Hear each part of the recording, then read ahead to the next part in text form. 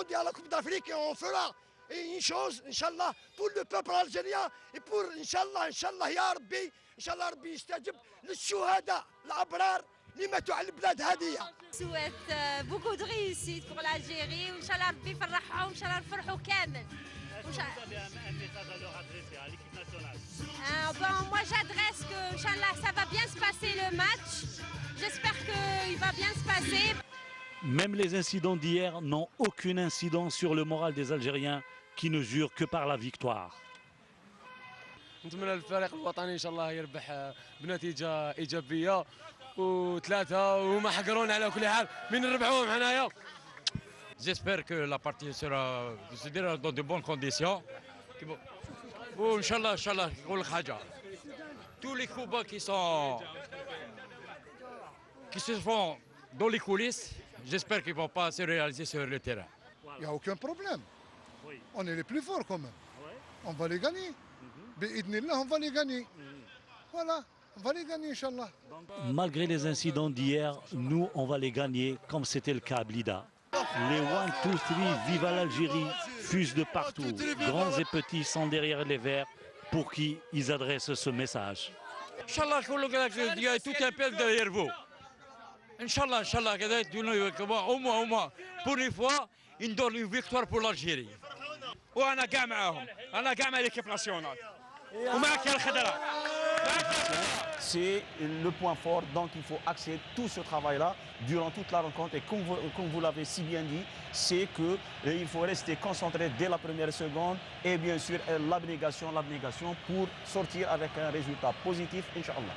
Et bien sûr, l'entraîneur égyptien, en l'occurrence Hassan Shahata, a présenté pratiquement la même composante à laquelle on s'y attendait. El Hadari, Ahmed Fethi, Abou Trika, Mohamed Houmous, Hosni Abdarbou et j'en passe. Ça veut dire qu'il a fait une très bonne lecture de la façon de jouer de l'équipe nationale. Il a sûrement concocté la variante tactique qui lui paraît plausible et probable pour contrecarrer les assauts algériens. C'est tout à fait normal. Il faut d'abord essayer d'avoir une bonne lecture de jeu de notre équipe et bien sûr imposer notre style de jeu et être dès le départ présent dans les duels parce que la pression, je crois, elle est beaucoup plus sur les épaules égyptiennes parce qu'ils vont essayer d'être vraiment au départ, être à l'assaut. Et là, on suit les hymnes nationaux algériens et égyptiens.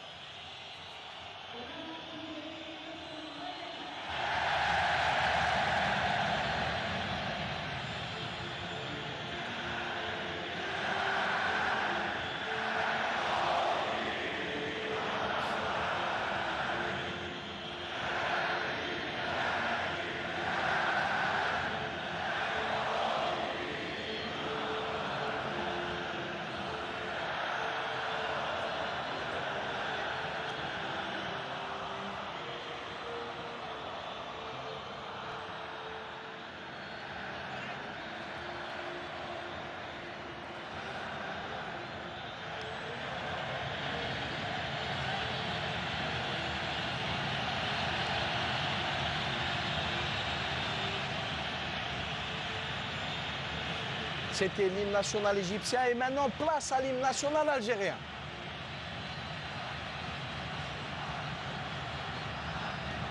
En tout cas, il est clair que les deux entraîneurs, Hassan Shahata et Rabah Sa'dan, ça va se jouer très serré tactiquement.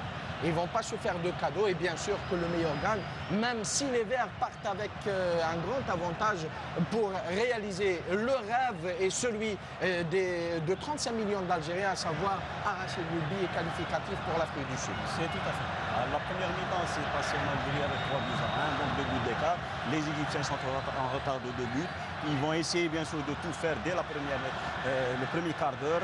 Et là, il faut être présent. Et bien sûr, les premiers duels sont très importants à gagner et qui vont donner plus de confiance à notre équipe. Et bien sûr, ne pas oublier, il y a l'enjeu, il ne faut pas oublier le jeu. C'est très important pour notre équipe.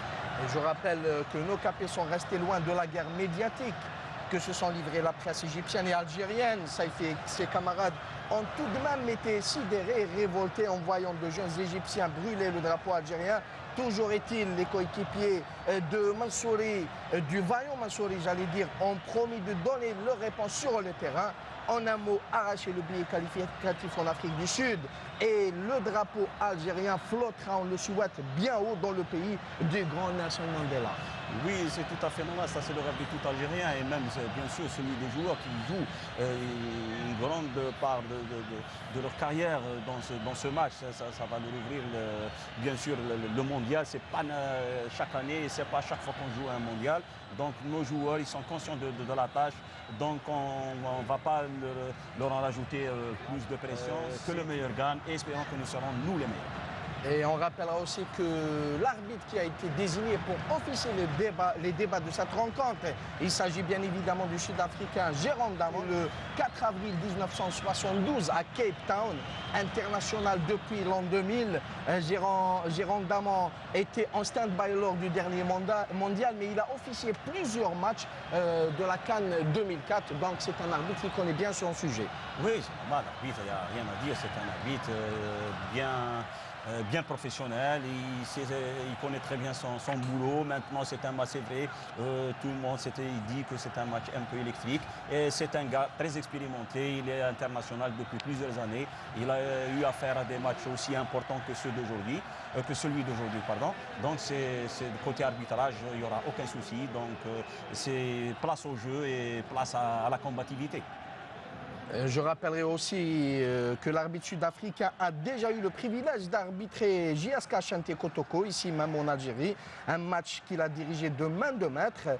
Tous les observateurs sont unanimes à dire que la désignation pour Égypte-Algérie est un bon choix, d'autant plus que M. Damon fait partie des référés présélectionnés pour la Coupe du Monde en Afrique du Sud. Et par conséquent, lui aussi, il va jouer sa place au mondial.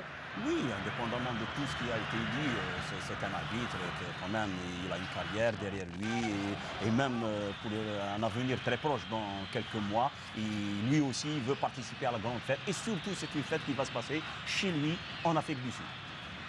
Et avant le coup d'envoi, Moustapha Biskri, il est clair qu'il faudra que nos capés imposent aux Égyptiens un marquage de zone de manière à les empêcher de mouvoir librement, car l'Égypte est une équipe homogène qui crée souvent le danger en partant de loin. Aussi, les joueurs égyptiens sont connus. Très souvent, ils tirent et le plus souvent, ils cadrent bien. Bon, ça c'est un style de jeu maintenant. La lecture de jeu, dès que l'on entame, il y a un dispositif qui a été mis par Rabah Saadane. Maintenant, les joueurs, ils ont leur capacité, leur lecture de jeu propre à eux, dans chaque zone, chaque échelon. Maintenant, il faut bien sûr être présent et répondre au tac par rapport à l'adversaire, par rapport à la position du ballon. Et espérons que nous serons au départ présents pour cette confrontation qui est très intéressante. De belles images et beaucoup de concentration, aussi bien chez les Algériens que chez les Égyptiens. Lounès Gawawi est doublement averti. C'est lui qui doit donner de la confiance à ses coéquipiers en défense. C'est lui qui doit entrer dans le match d'emblée. Et il est clair qu'en assurant des arrêts décisifs, ça découragera énormément les attaquants égyptiens. Et espérons qu'il n'aura pas à faire des arrêts décisifs parce qu'on espère que les Égyptiens arriveront très peu devant notre camp. Et là, c'est notre souhait et faire porter le danger dans le camp égyptien. Beaucoup d'inquiétudes chez Rahou Slimane, mais il n'y a pas lieu de s'inquiéter. Voilà le coup d'envoi est donné. Les Algériens ont le ballon et il est clair qu'il va falloir attendre le round d'observation. Mais les Égyptiens qui récupèrent au milieu du terrain, on fait circuler le ballon, on écarte sur le côté gauche. Et jusque-là, nos capés sont bien regroupés. Le ballon est toujours égyptien. Et voilà qu'il est récupéré de fort belle manière par Nadir Belhadj, par Mourad Mgeni, pardon. Et la faute était commise par Amro Zaki. Visage fermé de Hassan Shahata qui sait pertinemment que ça ne sera pas une partie facile pour lui, qui sait pertinemment qu'il va falloir qu'il fasse sortir le grand jeu pour pouvoir museler les poulains de la Bassada. C'est tout à fait normal, il connaît les forces de l'Algérie, les qualités individuelles qui, chaque élément peut faire la différence. Et c'est pour ça que tout le monde, même les joueurs, ils ont un visage très fermé. Et là, donc, c'est un match d'abord qui s'annonce une confrontation et beaucoup de duels, d'ailleurs même pas